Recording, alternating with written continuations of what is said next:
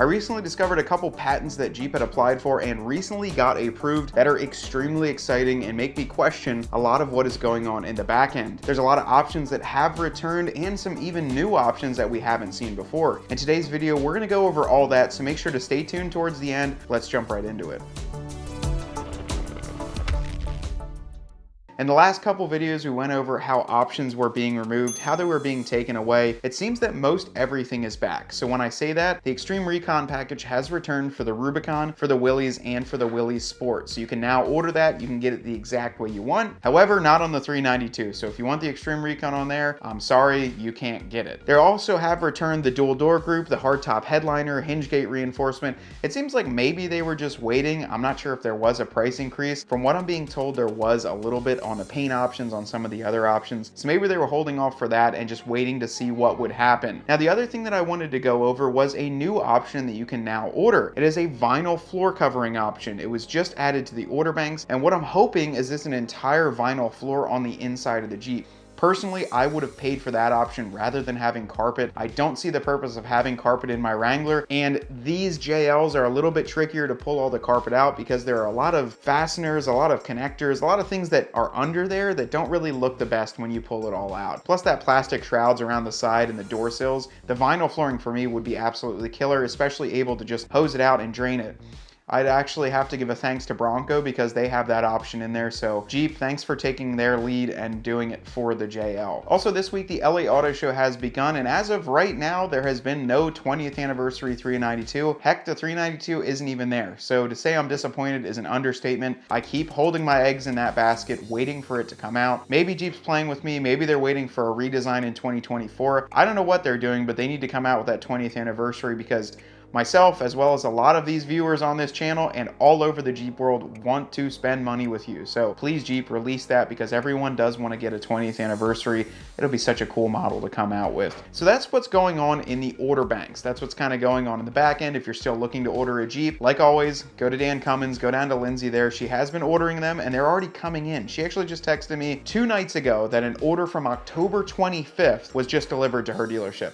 October 25th to today, November 18th, that is just over 3 weeks. Incredibly fast turnaround time, and there's a reason that you guys should work with her. But perhaps the biggest news that I wanted to talk about in this video was me seeing a photo that was released on Facebook, and it was a description of a new style of hardtop, and it was a patent picture. So I did some digging. I went online. I searched through the US patents through this website called Justia, which you can actually see all the patents that FCA has applied for, and I discovered a couple cool things. But the first one was for a redesigned hardtop. Now, this wasn't just any hardtop.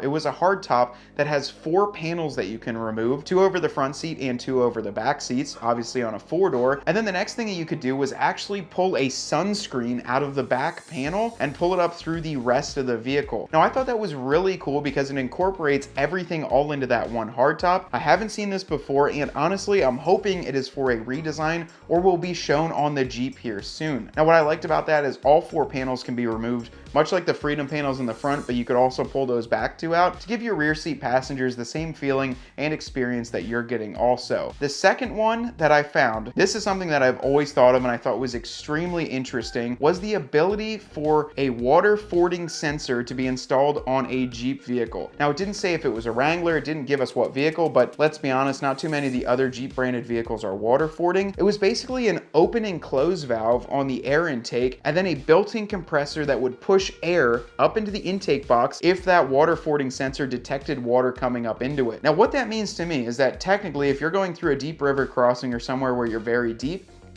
that valve will close the air intake, meaning no water can get into your engine, and then that sensor will tell the air compressor to push the air into that air box and still feed your engine.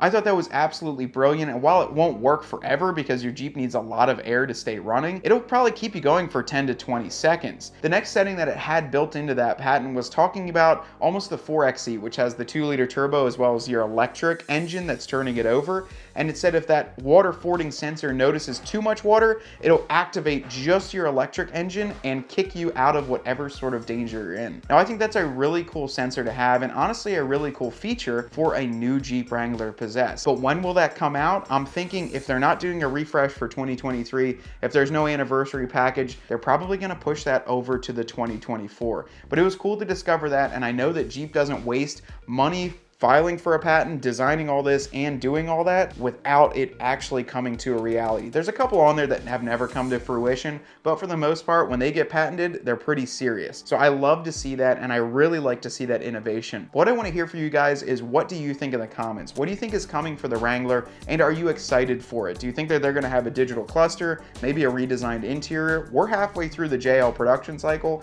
much like the JK and the TJ, so we are due for a refresh. What do you guys think we're going to see? I personally hope we see some of those that I just discussed, because how cool would that be to have an air compressor built into your Wrangler that could also do things like the tire inflation? You could do that air compressor style for the air box, but then use it for a lot of other things. When I'm on the beach, I have to carry an air compressor just to fill up some of the beach balls and the footballs that we use there. So it'd be really nice to have one on board. I'm very excited about all these new additions. I think a compressor in the Jeep would be absolutely sick, plus that new top option. So let me know what you guys think in the comments below. And as always, we really enjoyed the Jeep news that we're doing. So we like to get that from a lot of our friends at the dealership level, or just things that we find on the forums. If you guys ever see anything, drop a comment below. We'd love to cover that on a video. But until next time, my name is Matt with Dirt Road Cred. Get out there and earn yours.